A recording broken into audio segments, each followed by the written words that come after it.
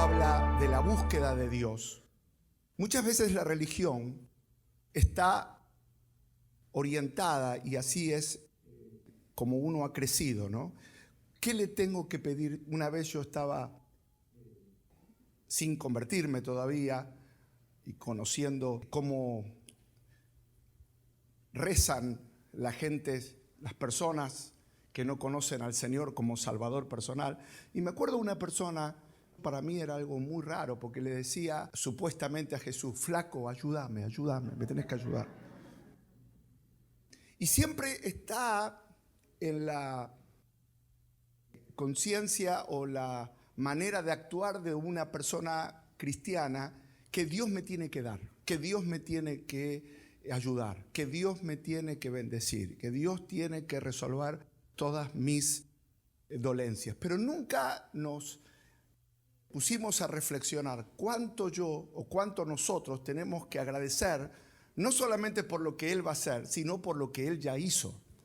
Porque hay milagros que son extraordinarios, que ya ocurrieron para aquellos que están en Cristo, que es el milagro del perdón de los pecados, de la redención. Ustedes saben que a causa del pecado, esta semana hablamos de cómo viene la tentación. La tentación no viene con Satanás vestido de diablo, con una capa roja y con cara fea, diciendo te vengo a destruir. No.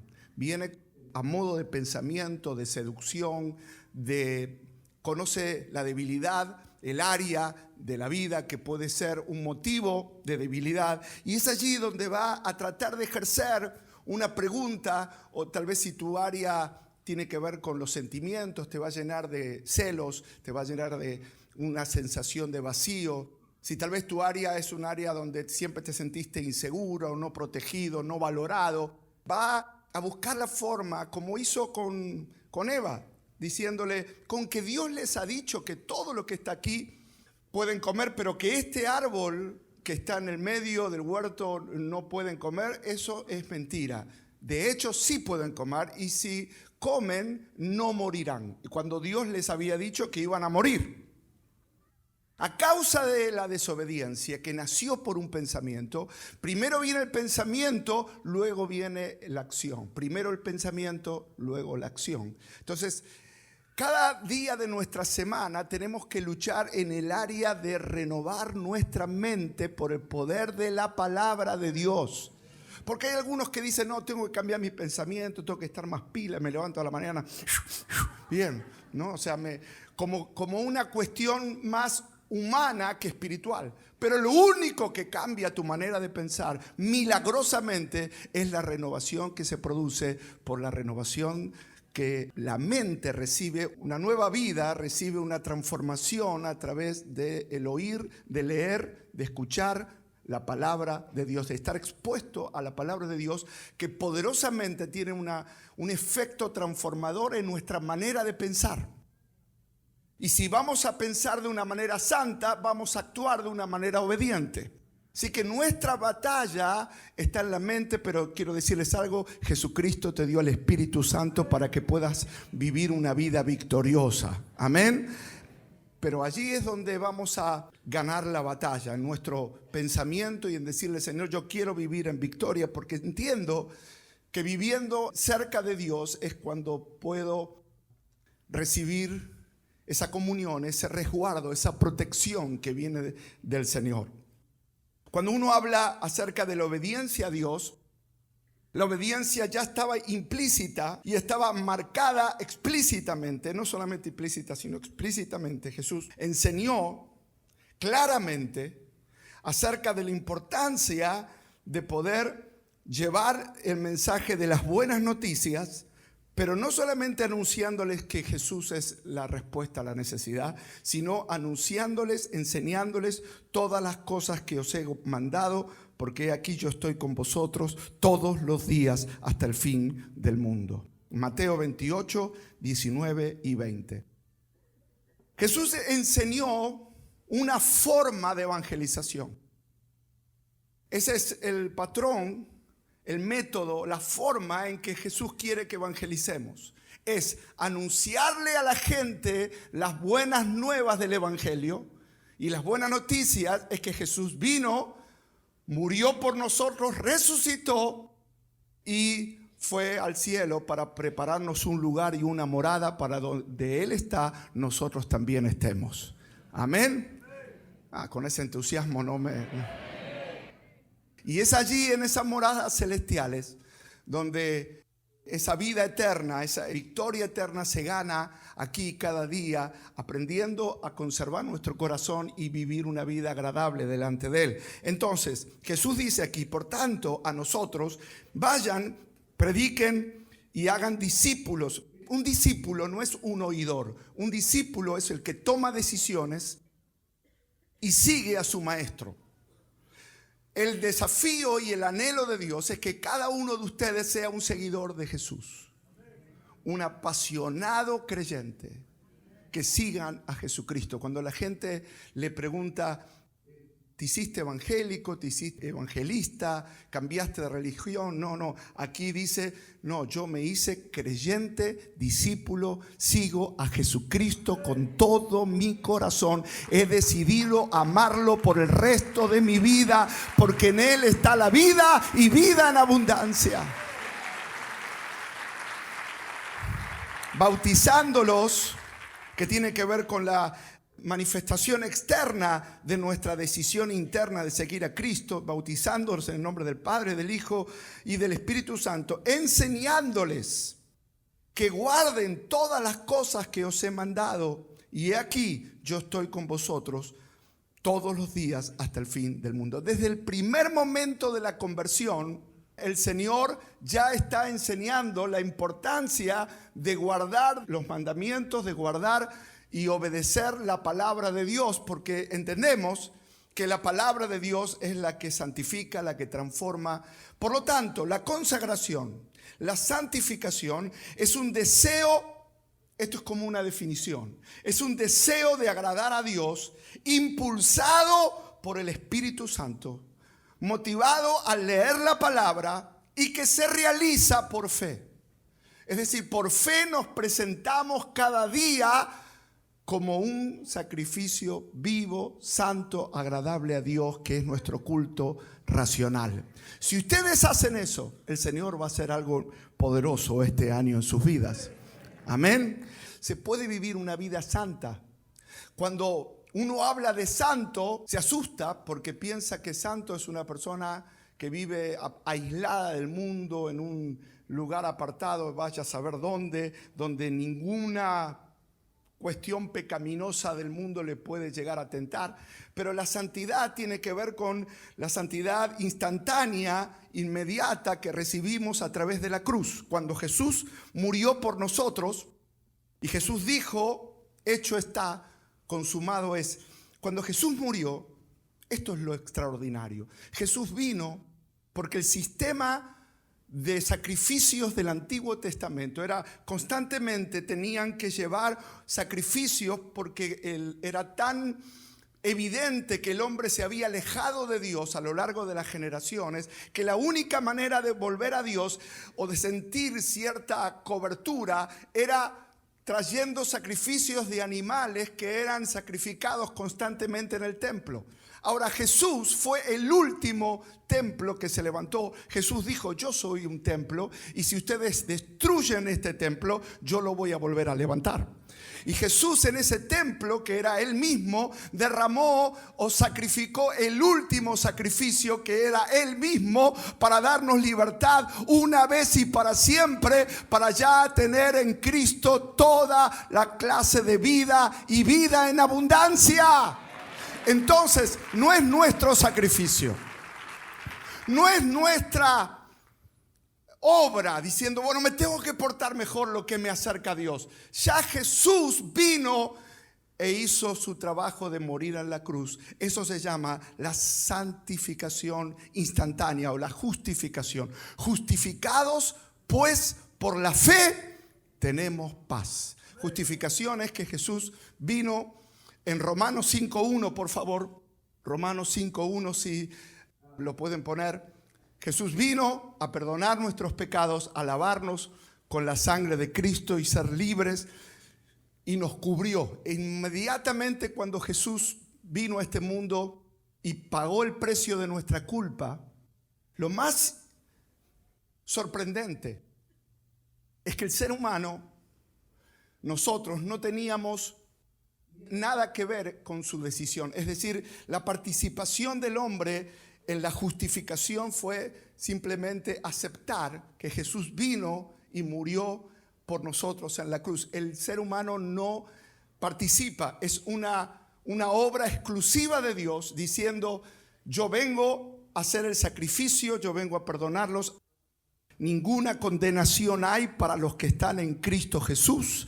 Por lo tanto, toda persona que acepta la justificación, el Padre ya no nos ve pecadores, sino que nos ve santos a través de la sangre de Cristo. Eso es lo que hoy nosotros podemos agradecer, que cada vez que adoramos a Dios, el camino hacia el cielo está abierto. Ahora, una cosa es que Dios me perdone mis pecados, como dice aquí: justificados pues por la fe tenemos paz para con Dios por medio de nuestro Señor Jesucristo. Una cosa es que el Señor perdone nuestros pecados, y otra cosa es vivir en obediencia y vivir en forma tal que cada día, y ahí sí tenemos participación nosotros. En la cruz nosotros simplemente agradecemos tanto amor, pero en la obra de transformación o santificación progresiva o consagración tiene una participación el ser humano. ¿De qué? De cada día presentarse delante de Dios, orar, ser cuidadosos de nuestra vida espiritual. Es decir, en ese punto es tan importante que el crecimiento y la santificación depende mucho del hambre y de la dedicación de cada uno de nosotros cada día al Señor, y tomar las cosas de Dios realmente con todo nuestro corazón. El Señor dice: tienen que amarme con todo el corazón, con todas las fuerzas, con todo el alma. Y yo anhelo con todo mi corazón que el enemigo no te engañe, que no vivas en derrota cuando Cristo vino a darte libertad. Que no vivas pensando que Dios no te oye cuando Cristo ya vino a buscarte y darte la posibilidad de ser heredero con Él y coheredero con Cristo. Pero hay una parte que es la diseñada en este proceso, que es la santificación progresiva o la consagración. Santificación significa apartado. Dios quiere que vivamos en el mundo, pero que no seamos del mundo. Cuando el Señor quiso revelar sus leyes a Moisés, lo apartó, lo llevó a un monte alto y allí le reveló su gloria. Cuando siempre quiso tener un trato especial con Abraham, quiso a través de ese hombre traer una gran nación, o ser el padre de una gran nación que fue la nación de Israel, y él lo llamó aparte. Nosotros hemos sido llamados a vivir en medio de nuestra familia, de nuestra casa, de nuestro contexto familiar, pero tener un corazón que está dedicado a Dios. Vivimos en este mundo, pero apasionados por las cosas del Espíritu Santo. Vivimos en este mundo, pero creyendo que tenemos un mundo mejor, que viene pronto Jesús a buscarnos. Vivimos en este mundo, pero disfrutamos más las bendiciones del Espíritu Santo cuando estamos en su casa. Y yo anhelo que realmente ustedes puedan tener esa pasión.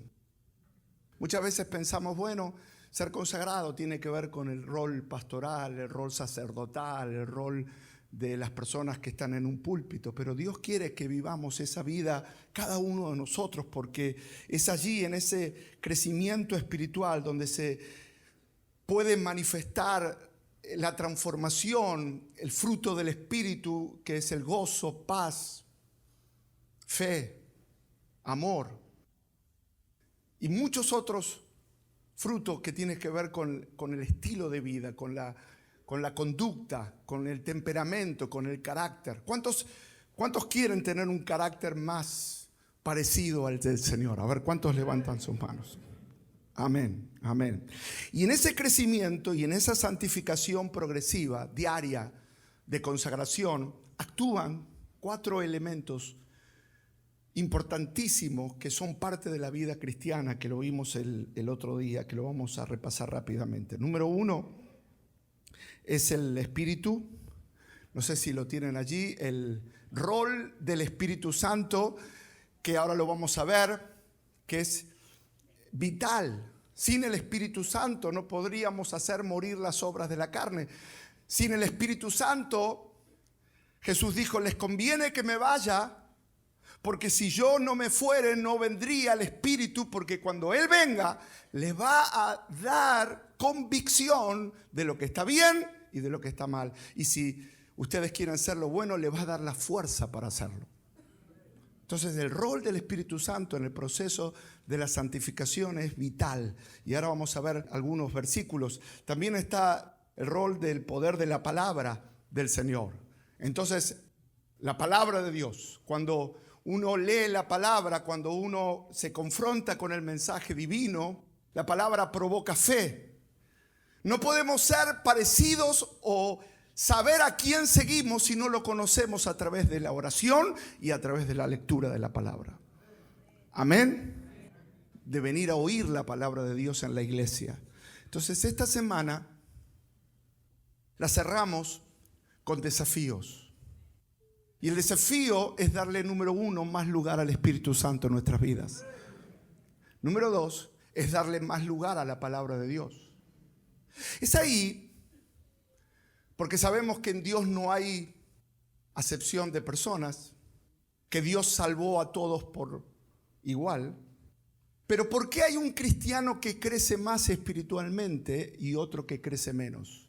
¿Por qué hay un cristiano más transformado y santificado y más cambiado que el otro que sigue después de muchos años atado, practicando vicios y con cosas de su mente que no puede superar? Y cuando uno conversa con los dos, encontramos un patrón claro. Los dos fueron bautizados, los dos fueron salvos por el mismo sacrificio en la cruz. Pero uno es más dedicado a Dios, ora más, viene más a la iglesia y lee más la palabra. Y el otro, el más débil, el más tibio, al que le cuesta más cambiar, es más fiaca. Cuando siente que debe orar, dice mañana. Procrastinación. Es la persona que dice, sé que lo tengo que hacer, pero mañana.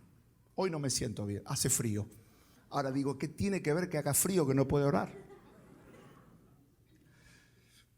Entonces, cuando uno entiende eso, uno entiende que la madurez o el grado de autoridad, el grado de unción, el grado de revelación de Dios, de discernimiento, también depende, ya no es solo que Jesús murió por todos, pero ahora necesitamos comer y tener esa vida espiritual acorde a lo que hemos creído. Amén. Por ese silencio veo que están pensándolo. Pero esa es la fuerza de Dios, la gracia de Dios que nos habla diciendo yo estoy contigo. Romanos capítulo 8, versículo 9 y versículo 13. Ahí nos habla del rol del Espíritu Santo en nuestra vida espiritual. Y dice, mas vosotros no vivís según la carne, sino según el Espíritu. Si es que el Espíritu de Dios mora en vosotros. Y si alguno no tiene el Espíritu de Cristo, no es de él. Porque si vivís conforme a la carne, moriréis. Hablando de apartarse espiritualmente de él. Pero mas si vivís por el Espíritu, mas si por el Espíritu hacéis morir las obras de la carne, viviréis. Y fíjese que Romanos 8 y todos los pasajes que tienen que ver con la victoria espiritual, con la unción, con la autoridad, todo tiene que ver el rol del Espíritu Santo. El Espíritu Santo no es una persona a quien no podamos conocer, todo lo contrario. Jesús enseñó en el capítulo 16 de San Juan. San Juan capítulo 16, versículo 7 dice: pero yo os digo la verdad, os conviene que yo me vaya. Jesús estaba hablando a los discípulos en la época de la vida cuando los discípulos ya se habían terminado de convencer que Jesús era el enviado de Dios, era el Hijo de Dios. Cuando primero Jesús hacía milagros y maravillas, cuando detuvo la tormenta, cuando en un momento reprendió a los vientos y detuvo la tormenta, decían: ¿quién será este? Estaban asombrados. Pero luego vino otra tormenta. Jesús caminaba sobre el mar, luego detuvo la tormenta otra vez y ya ellos entendieron y dijeron: verdaderamente este es el Hijo de Dios. La revelación fue en aumento, el entendimiento de los discípulos fue en aumento y ellos estaban cada vez más felices, que estaban al lado del Hijo de Dios, al lado. Pero Jesús les dice, cuando mejor la estaban pasando, les dicen: me tengo que ir. Y nosotros, ¿qué le hubiésemos dicho? No, justo ahora que nos convencimos, justo ahora que sabemos quién eres. Jesús les dijo estas palabras: les conviene que me vaya. Y estaba hablando ¿de qué? De la cruz, del sacrificio, del sufrimiento, de la entrega, de llevar nuestros pecados, llevar nuestros dolores, sufrir nuestras iniquidades. Fueron crucificadas, las maldiciones fueron crucificadas. Y Jesús está diciendo: yo estoy dispuesto a hacer la voluntad de Dios. Yo estoy dispuesto y les conviene que me vaya, porque si no me fuere, el Consolador, hablando del Espíritu Santo, no vendría a vosotros, mas si me fuere, os lo enviaré. Versículo entonces siguiente: y cuando Él venga, convencerá al mundo de pecado, de justicia y de juicio. Y ese es el rol del Espíritu Santo en nuestros corazones continuamente: mostrarnos toda la verdad, llenarnos de la convicción. Y necesitamos al Espíritu Santo, y es la obra del Espíritu Santo convencernos y traer el arrepentimiento para poder agradar al Señor. Lo segundo que produce el Espíritu Santo en nuestras vidas es iluminar la verdad, mostrarnos las grandezas de Dios.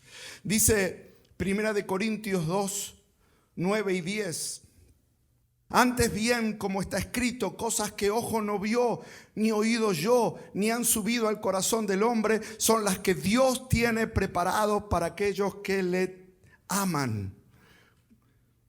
Pero Dios nos las reveló a nosotros por el Espíritu, porque el Espíritu todo lo escudriña, aún lo más profundo de Dios. Es decir, a través del Espíritu Santo podemos entender en la palabra de Dios, podemos comprender la palabra de Dios, podemos estudiar la Biblia, podemos estudiar la vida de Jesús, podemos entender los planes de Dios, podemos entender lo que Él tiene para nuestra vida, podemos recibir fe, recibir convicción, recibir arrepentimiento. Y el Señor dice: cosa que ojo no vio, ni oído yo, ni han subido al corazón del hombre, son las que Dios ha preparado para aquellos que le aman. Y dice Jeremías 29, los planes de Dios son para bien y no para mal. Y si uno no lee la palabra, el maligno dice: todos los planes que tengo para ti son para destrucción, son de derrota, de pobreza, de temor, de inseguridad. Ese es el mensaje del mundo.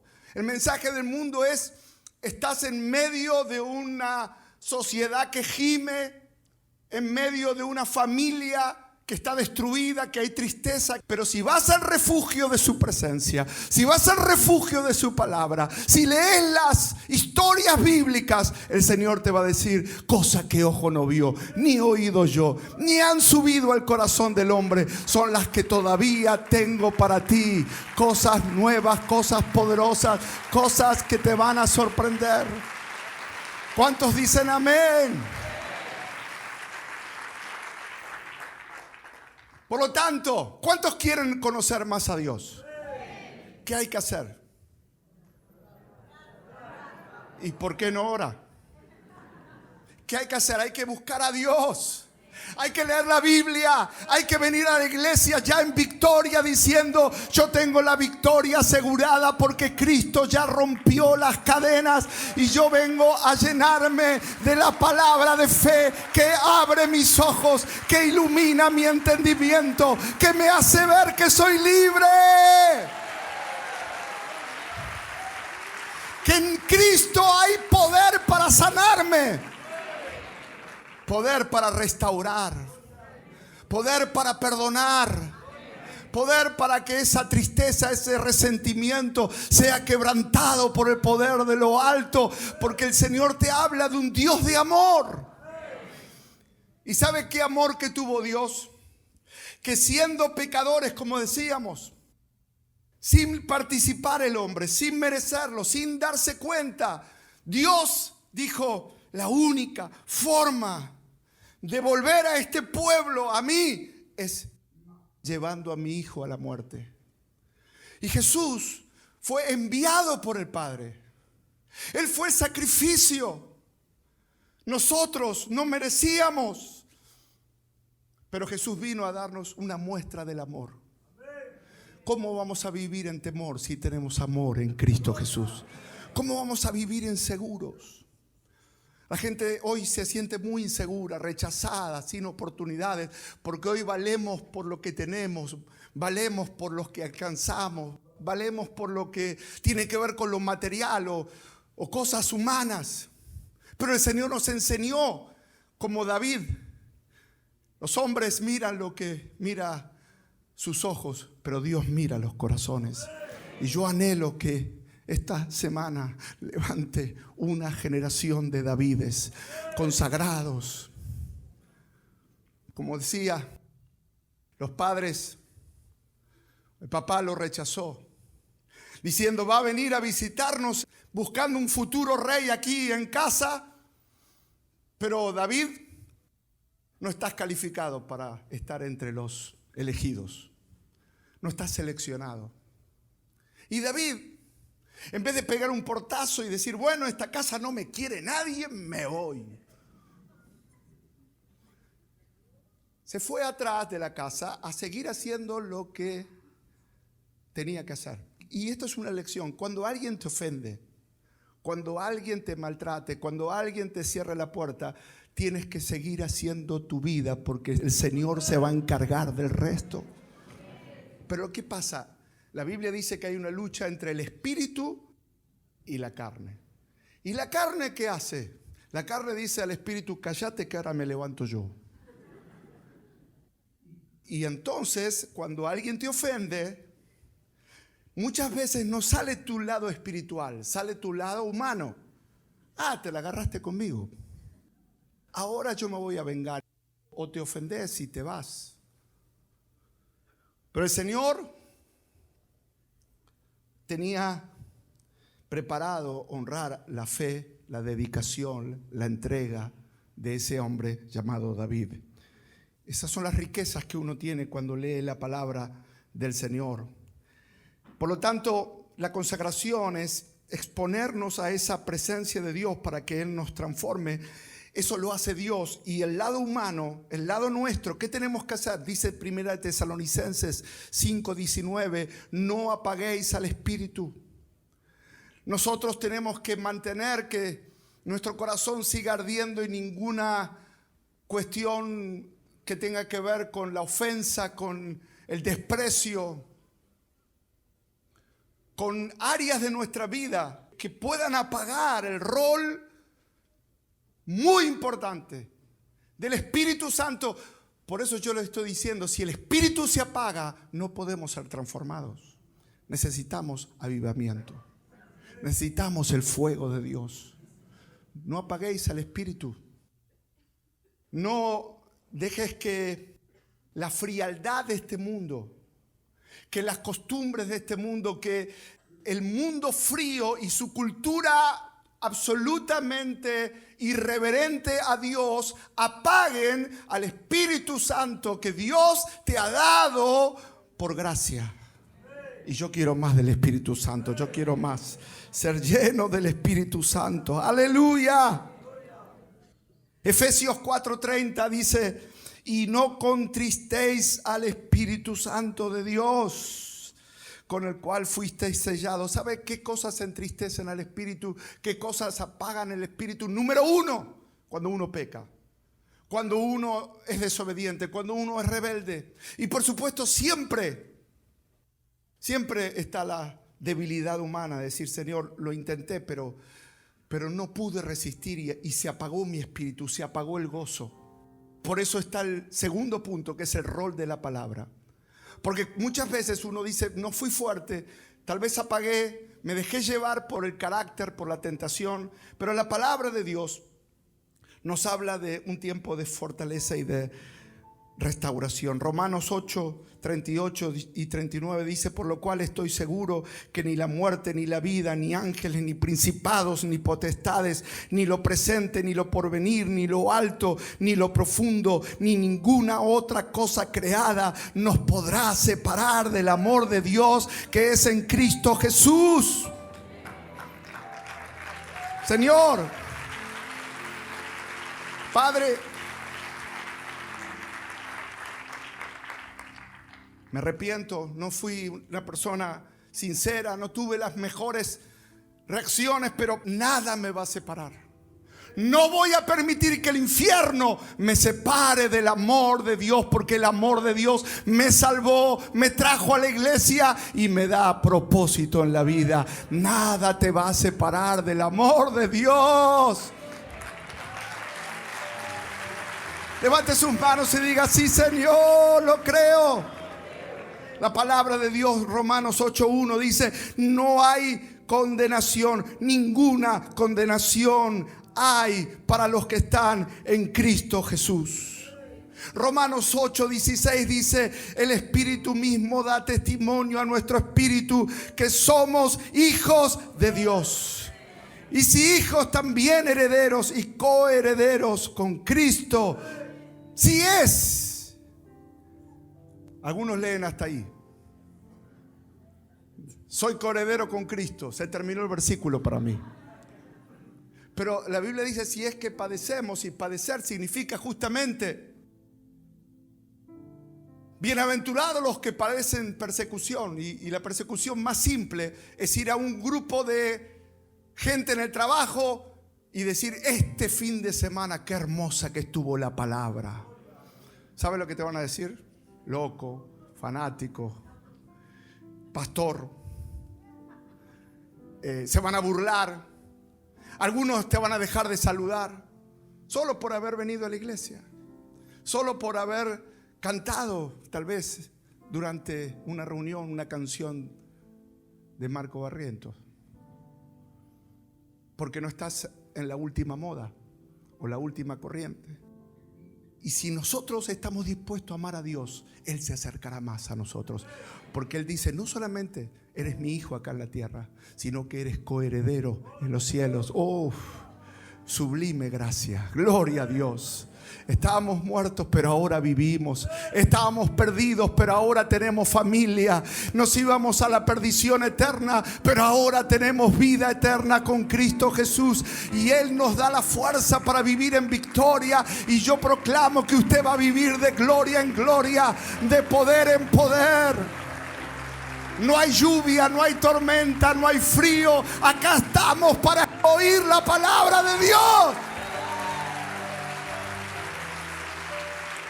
¡Aleluya! Cuando uno lee las bienaventuranzas, dice Mateo 5:5: bienaventurados los mansos. ¿Cuántos mansos hay acá? 4 o 5. Bienaventurados los mansos. Mansos es una persona que tiene un carácter de aquellos, pero que se sometió a la obediencia a Jesús. A veces pensamos manso es una persona tontita. No. Manso conserva su naturaleza, conserva esa herencia italiana tal vez, pero aprendió que los gritos, la ira, el enojo, la discusión no llevan a nada. Pero el Señor dice: el manso heredará la vida eterna, heredará la tierra por heredad. Y yo quiero entrar, yo no me quiero quedar en el desierto, yo quiero entrar a la tierra prometida. Ustedes son la generación de Caleb y de Josué, que vamos con mansedumbre. ¿Y sabe qué? Qué tremenda paciencia que tenía Moisés y Josué. Eso es ser manso.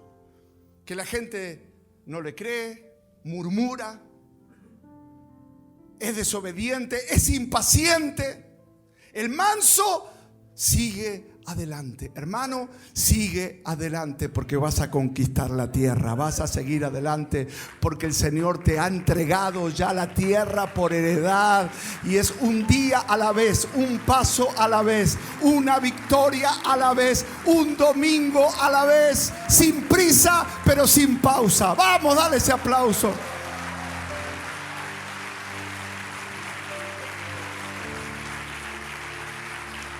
Amén.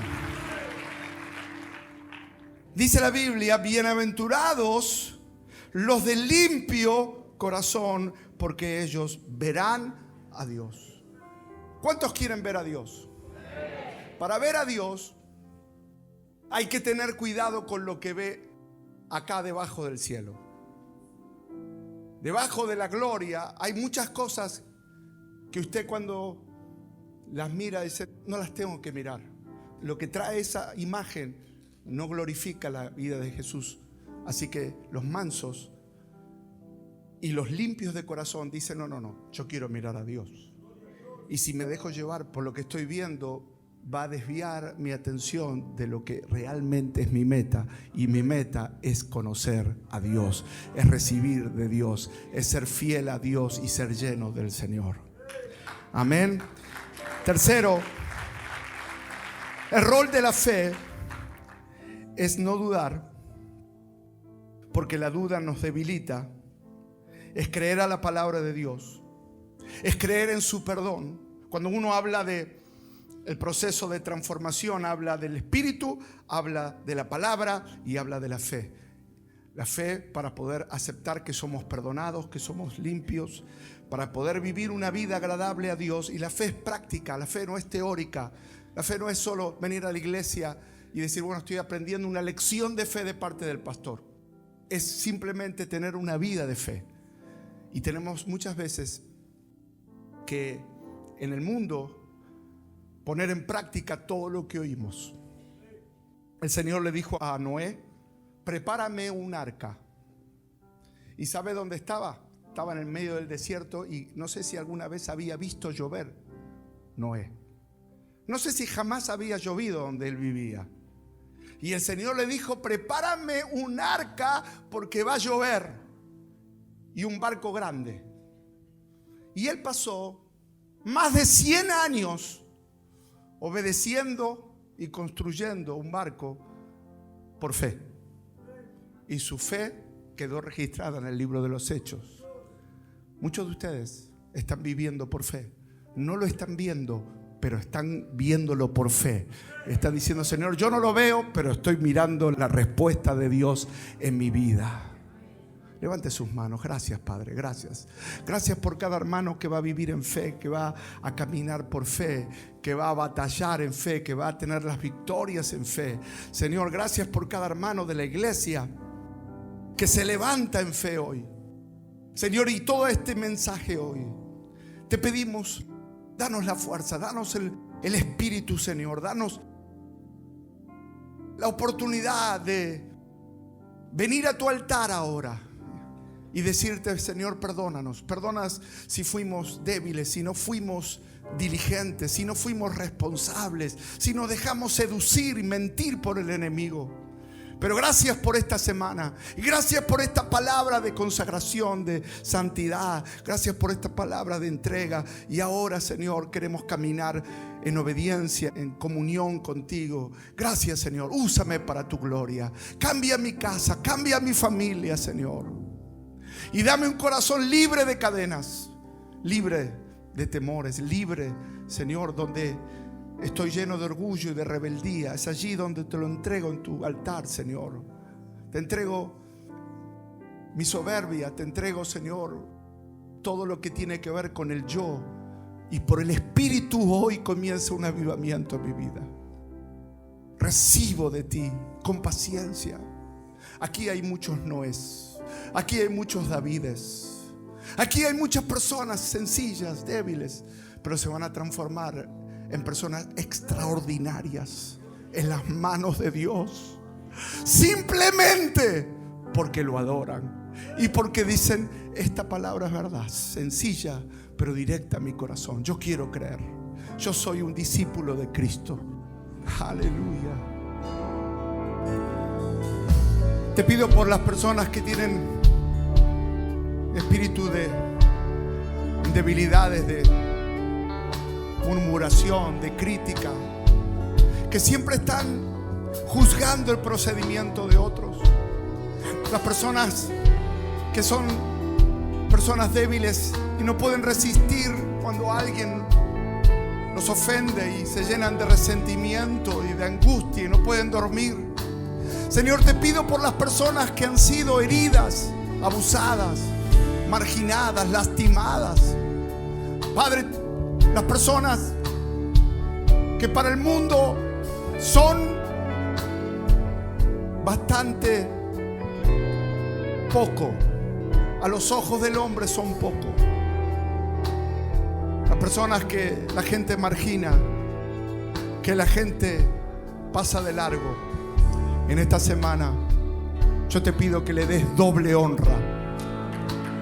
Te pido que le des una gracia especial y que ellos se levanten en su casa para orar. No solamente cuando ora el pastor en la iglesia, no solamente cuando el pastor ora acá cantando, sino que se levantan diariamente y se esfuerzan, se ocupan, ocupados de vuestra salvación. Señor, líbralos del mal, líbralos de la depresión, líbralos de las cadenas, los vicios. Líbralos, Padre, líbralos de la mano del hombre. Líbranos, hay una noche de victoria. Líbralos ahora. Gracias, Dios mío. Gracias, Dios mío. Todo lo bueno, todo lo puro, todo lo honesto, todo lo que es de buen nombre, si hay virtud alguna, en esto pensad. Todo lo que aprendiste y oíste y viste, esto hacer.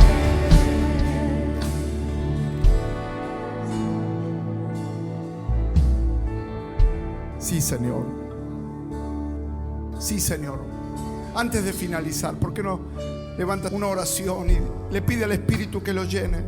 Él es el que te da fuerza, el que te da luz, el que te da convicción, y seas un canal, un agente de avivamiento, una persona salva, libre. Padre, prospéralos en todo lo que emprendan. Revélale cosas que ojo no vio, ni oído yo, ni han subido al corazón del hombre. Señor, sánalos, libéralos, arranca toda enfermedad. Gracias, Señor. La aflicción se va. Por un camino vino el enemigo y huirá por 7. Gracias, Dios. Bendice mi casa, bendice mi familia, bendice mis generaciones. Pídale: tus generaciones entrarán a la tierra, heredarás la tierra, heredarás la tierra, heredarás la tierra. Mantenga sus manos en alto. Señor, oro para que cada uno salga de este lugar con un momento de profunda dedicación, profunda sinceridad, diciendo: Dios, quiero más de ti. Dios nos quitó sus ojos, Dios nos quitó su mirada de ti. Dios no se olvidó de las promesas que te dio. Oro para que hoy sea una noche de avivamiento, una noche de gracia, una noche de poder.